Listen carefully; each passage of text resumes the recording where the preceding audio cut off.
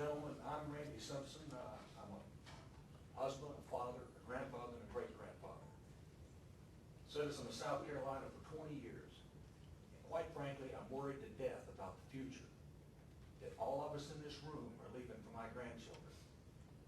One of the things that hasn't been discussed here today in great detail, or in much detail at all, is the subject of trust.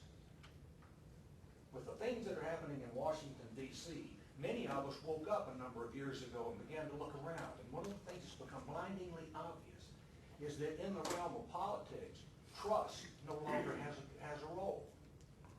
And as I've gotten more and more involved in county politics, state politics, and federal politics, I'm finding the same issue. Lack of trust of the people is increasing at a geometric pace.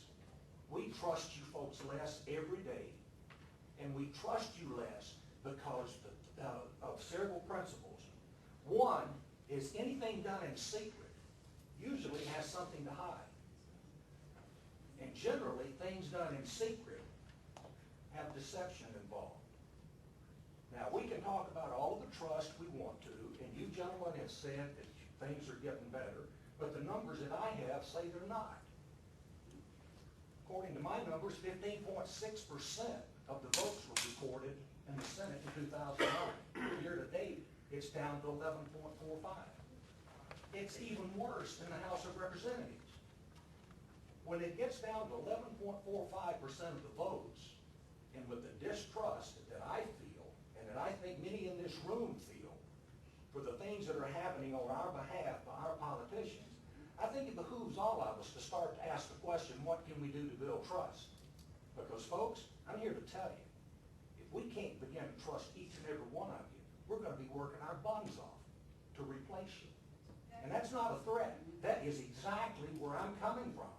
Because I look at my grandchildren, and I look at where we're going as a country and as a state, and quite frankly, I'm appalled. We want roll call voting. Before I go any further, let me share a little bit with you. I want to share some experience that I had with the Senate, since this is the Senate here.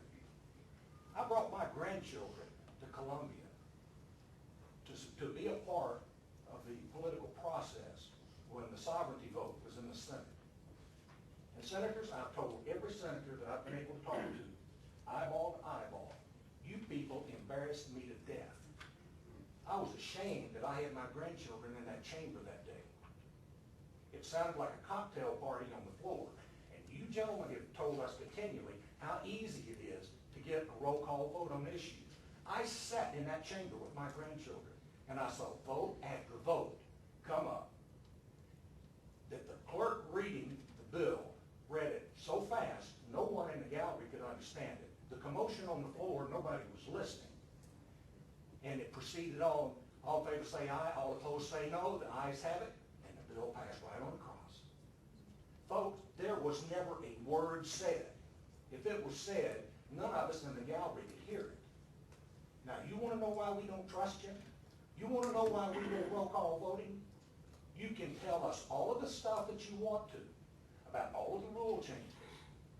But one of the things I learned 35 years ago as a young manager, once I was laying out a whole list of difficulties in a new product development, one thing that an old manager told me that stuck with me over the years, he said, all you brought to the party today is excuses why you can't get it done.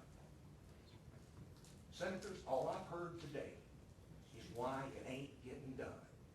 And quite frankly, nothing in this chamber today has happened to improve my trust of the South Carolina Senate one iota. Folks, if it waddles like a duck, it quacks like a duck, you pardon me if I think it's a duck. And when you folks continue to come up with all kinds of reasons of why you won't support this or you won't support that, understand one thing. We the people want roll call voting. We want transparency. And folks, you wouldn't be accepted if your kids only brought a report card home 11% of the time. And we're not going to accept it either. We want to know what's going on.